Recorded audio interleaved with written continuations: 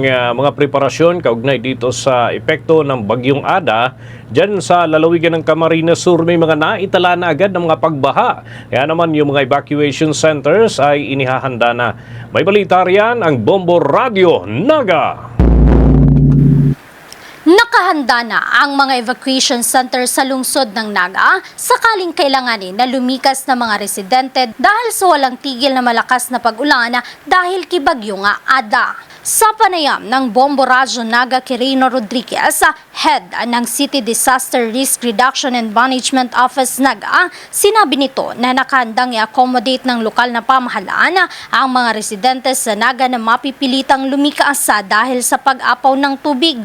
Ayon pa kay Rodriguez, naitala na ang pagbaha sa mga mababang lugar gaya na lamang sa Barangay Triangulo, Panganiban at iba pa. Ngunit tiniyak naman ng opisyal na hindi peligroso ang sitwasyon sa mga nabanggit na area at nakatutok naman dito ang kanilang hanaya.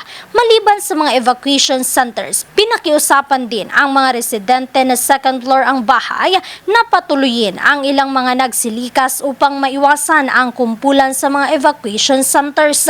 Ang naturang mga bahay ay magsisilbing temporary shelter at puntahan ng mga pamilya sa panahon ng bagyo. Binigyang diin ni Rodriguez na isa ito sa hakbang ng LGU Naga upang maging ligtas ang lahat sa panahon ng kalamidad at maiwasan rin ang mga sakit na maaaring kumalata. Samantala, naka-standby din ang mga sasakyan at handang magbigay ng asistensya sa mga stranded o kaya sa mga kailangang lumikas. Sa kabilang banda, naitala na rin ang pagbaha sa ilang bayan ng Camarines Sur, dulot pa rin ng walang humpay na pag-ulan. Sa ngayon, patuloy ang koordinasyon ng City Disaster Risk Reduction and Management Office Naga sa mga punong barangay sa Naga City upang maging updated sa mga latest na kaganapan. Yung limang mini-maintain ng city na mga evacuation centers, ready naman po yun na just in case mga ilangan na may lumikas po ngayon.